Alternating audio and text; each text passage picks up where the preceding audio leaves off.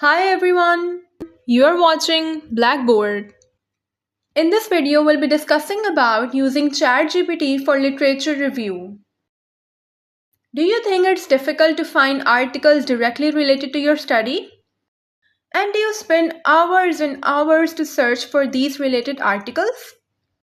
Then this video will prove to be your ultimate time saver. So let's start. I have this ChatGPT basic version. You can also buy the ChatGPT Plus version for better experience and unlimited prompts. And click on Web Access. By enabling this option, ChatGPT will give you links to the information it provides. I'll show you how it works later. And then click on one-click prompts. By doing this, ChatGPT will refine your prompts for better results. Now, just give it a prompt. Imagine you have to produce any document like a book chapter or an article or anything. This is how you have to write. I want to write a book chapter on impact of human resource management in healthcare. Please give me names of journal articles. Now specify which years you want the articles from. For example, 2014 to 2024. That will help me review the literature. Now ChatGPT is understanding the prompt, and here are the results. It gave you 6 links. This is how web access works.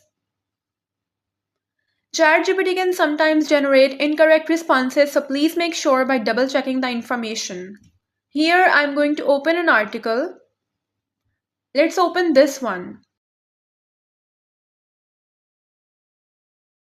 And see, it is correct and also an open access article, so you can easily use it in your chapter. Let's open another one from the given links. I'll choose the NCBI one. This is also correct and open access.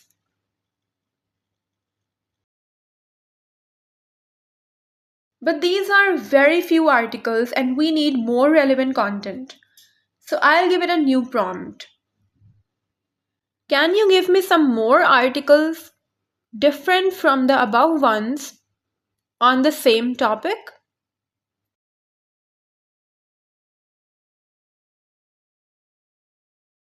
And here are the results. It has given you 6 more articles. Let me click the last one. And here it is. It's also an open access article, so you can use it anywhere you want. So this is how you can use ChatGPT for finding out relevant content. Now, if you have any questions, please let me know in the comment section below. And if you found the content helpful, like the video and subscribe to my channel. Thank you.